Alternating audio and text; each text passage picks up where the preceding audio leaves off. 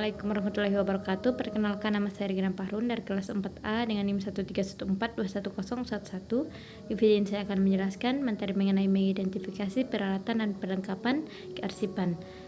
Baik, topik pembahasannya sebagai berikut, ada 4.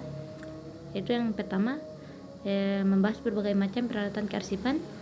Nah, di peralatan ini ada beberapa. Yang pertama, filing cabinet. Filing cabinet yaitu lemari yang arsip yang terdiri dari beberapa laci. Filing kabinet ini berguna untuk menyimpan arsip atau berkas yang masih bersifat aktif. Kemudian kedua yaitu alat penyimpanan berputar, semacam filing kabinet, tetapi penyimpanan arsip dilakukan secara berputar. Arsip disimpan pada alat ini secara lateral. Kemudian ketiga, lemari arsip. Lemari ini tempat penyimpanan arsip dalam berbagai bentuk arsip. Ada juga yang dibuat untuk penyimpanan banyak arsip dengan menghemat ruangan. Kemudian keempat yaitu rak arsip. Rak arsip adalah lemari tanpa pintu, tempat penyimpanan arsip yang disusun secara lateral menyamping. Kemudian kelima itu map arsip. Dalam map ini ada beberapa macam. Yang pertama map Snell Hector, kemudian stop map folio, kemudian hanging folder, keempat folder, dan kelima guide.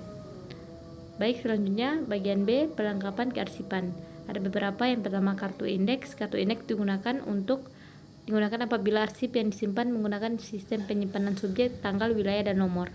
Kemudian kartu tunjuk silang adalah petunjuk yang terdapat pada tempat penyimpanan yang berfungsi untuk menunjukkan tempat map dari suatu dokumen arsip yang dicari pada tempat yang digunakan atau ditunjukkan.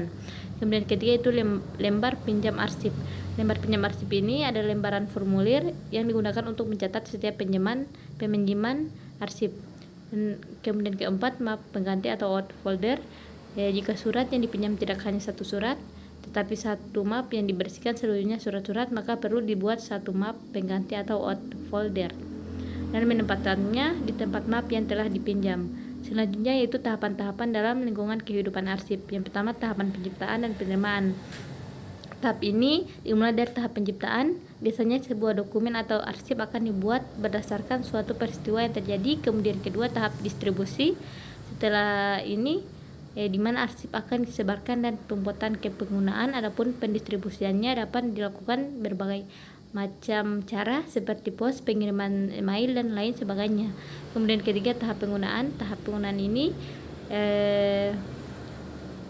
user yang menerima pendistribusian ini dapat mengaksesnya dan menggunakan untuk keperluan tertentu. Kemudian tahap pemeliharaan. Tahap ini baik digunakan supaya informasi di dalamnya dapat digunakan kembali apabila masih perlu. Kemudian tahap pemusnahan. Jika informasi yang ada di dalamnya sebuah arsip sudah tidak memiliki masa berlaku, maka arsip tersebut akan mengalami tahap ini, yaitu tahap pemusnahan.